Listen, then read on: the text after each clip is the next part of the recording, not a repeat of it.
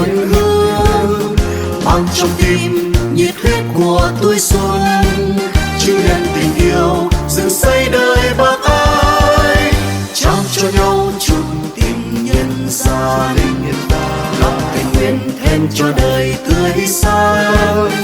Ta hăng say chờ giúp người khổ đau, áo cơm tình yêu sưởi ấm tim bao người.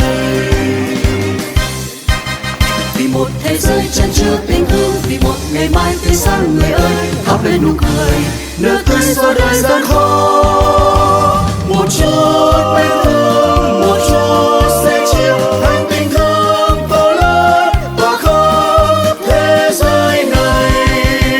Tay đan tay kết vòng yêu thương, lòng kề lòng ta đi về muôn hương, mang trong tim nhiệt huyết của tuổi xuân, chứng nhân tình yêu dựng xây đời bác ái. Trao cho nhau chút tình nhân gian, lòng thiên nguyện thêm cho đời tươi sáng.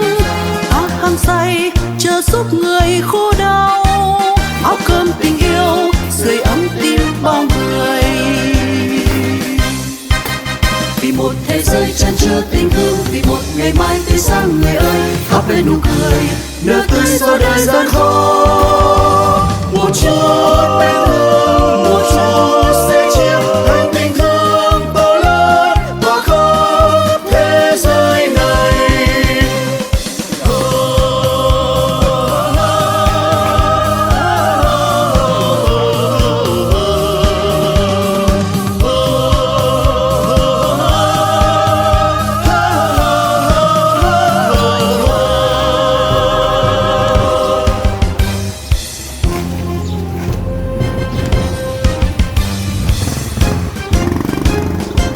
Dạ, con nhận rồi chú.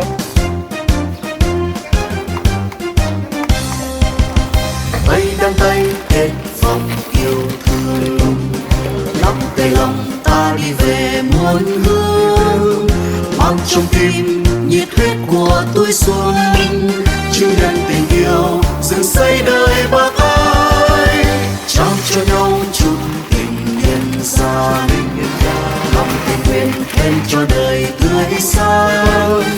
Ta hăng say chờ giúp người khổ đau, áo cơm tình yêu sưởi ấm tim bao người.